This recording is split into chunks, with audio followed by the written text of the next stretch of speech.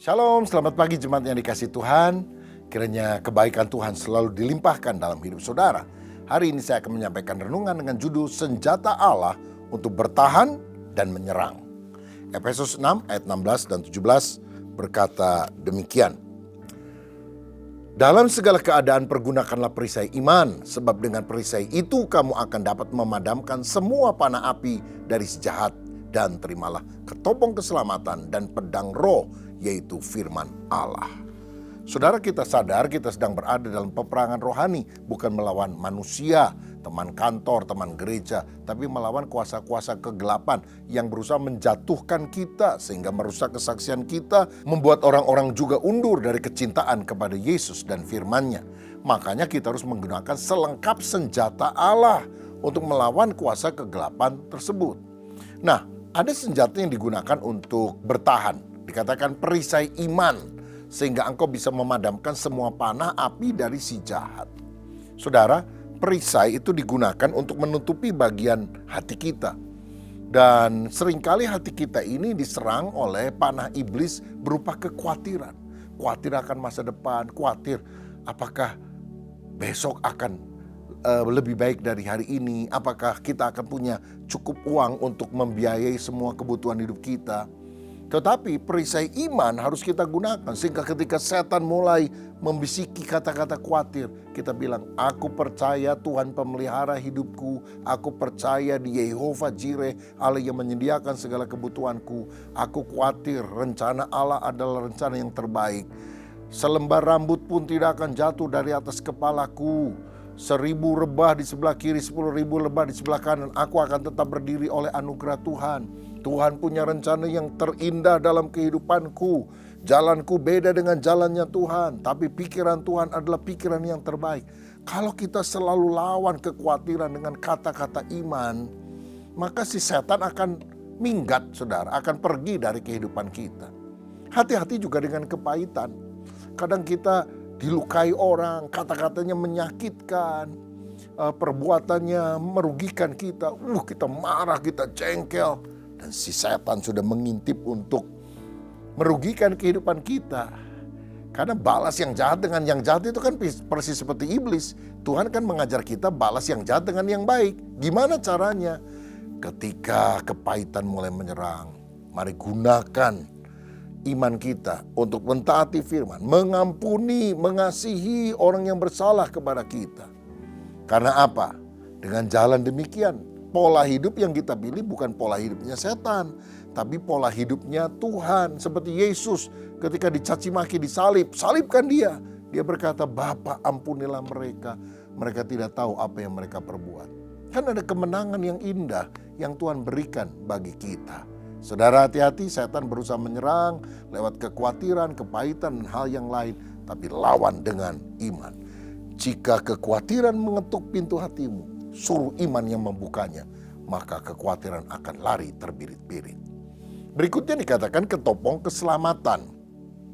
Ini juga dipakai untuk bertahan, artinya melindungi kepala kita, pikiran kita dari hal-hal yang tidak baik.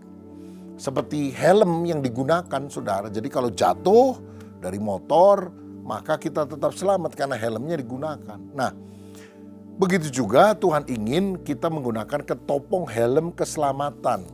Ini melindungi pikiran kita. Karena medan peperangan yang paling berat ada dalam pikiran. Dosa itu direnungkan dalam pikiran. Kemenangan dalam pikiran akan menyebabkan kita menang dalam perkara-perkara yang lainnya. Makanya pikiran kita harus dijaga dan diisi oleh firman Tuhan. Filipi 4 ayat 8 berkata demikian.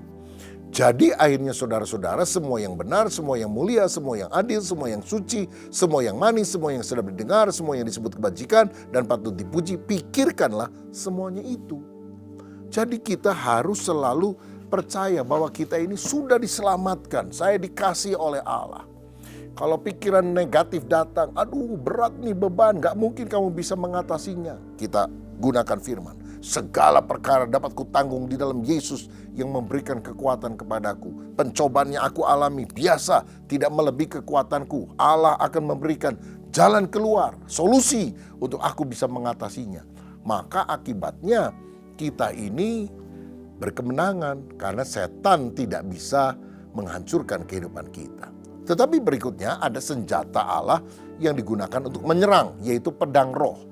Kalau saudara perhatikan, ikat pinggang kebenaran, baju zirah keadilan, ketopong keselamatan, kasut kerelaan, memberitakan Injil, ya, semua itu adalah senjata untuk bertahan. Tapi ada satu yang digunakan untuk menyerang musuh, yaitu pedang roh, yaitu firman Tuhan. Makanya kita harus suka memperkatakan firman Tuhan. Ini tindakan profetis yang menciptakan dari yang tidak ada menjadi ada. Ketika anak kita mungkin nakal, bodoh, kita doakan dalam nama Yesus. Jadi anak yang dipakai Tuhan. Jadi anak yang cerdas oleh anugerah Tuhan. Jadi anak yang berguna bagi banyak orang dalam nama Yesus. Dan kita berkatakan kalau kita lagi sakit, aduh takut, aduh jangan-jangan lebih parah. Katakan firman, aku tidak akan mati tetapi aku akan hidup karena Tuhan menyembuhkan aku. Oleh bilur Yesus aku sudah sembuh. Ini perkataan-perkataan iman yang menyebabkan si setan itu kalah gitu. Sebelum setan ngomongin kita kadang-kadang dengan pikiran negatif dan sebagainya. Kamu bakal sakit nih, bakal rugi nih. Sebaliknya kita harus ucapkan firman. Aku anak Tuhan, aku dicintai Tuhan, aku lebih dari pemenang. Aku percaya Tuhan menyediakan yang terbaik, baik di dunia maupun di surga. Aku tidak takut, bagiku hidup adalah Kristus, mati adalah keuntungan. Kalau belum waktunya mati, aku tetap sehat oleh anugerah Tuhan. Karena Tuhan ingin aku berbuah untuk Dia. Wah, kalau kita pakai itu pedang roh, kalah si setan. Suara-suara negatif itu hilang, diganti dengan kebenaran firman. Ayo kita memperkatakan firman Tuhan siang dan malam. Karena apa yang kita ucapkan dengan iman akan menjadi kenyataan. Ingat waktu Yesus digoda oleh iblis sampai 3 kali, dia menang karena apa? Dia gunakan pedang roh firman Allah. Ada tertulis, manusia tidak hidup dari roti saja, tapi dari setiap firman yang keluar dari mulut Allah.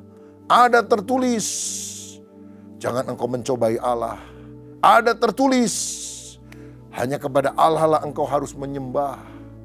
Saudara-saudara, kalau kita penuh dengan firman, apapun bisikan setan, kita bilang ada tertulis.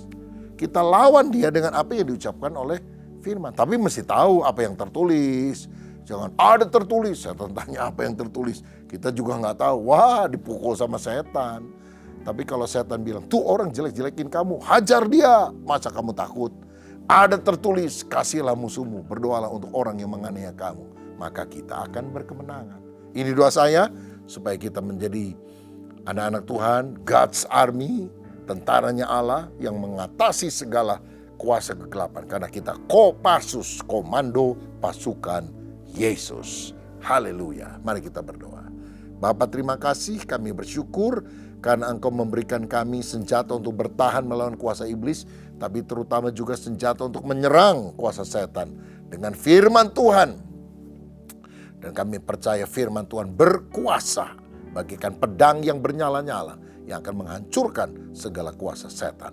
Oh, kami percaya kemenangan Tuhan berikan bagi kami yang sungguh berharap kepadamu. Berkati anak-anakmu, apapun yang menjadi pergumulan, persoalan, kiranya ada jalan keluar. Demi nama Yesus, kami menerima berkat dalam nama Bapa, Putra, dan Roh Kudus. Dalam nama Tuhan Yesus. Haleluya. Amin. Tuhan memberkati saudara semuanya. Haleluya.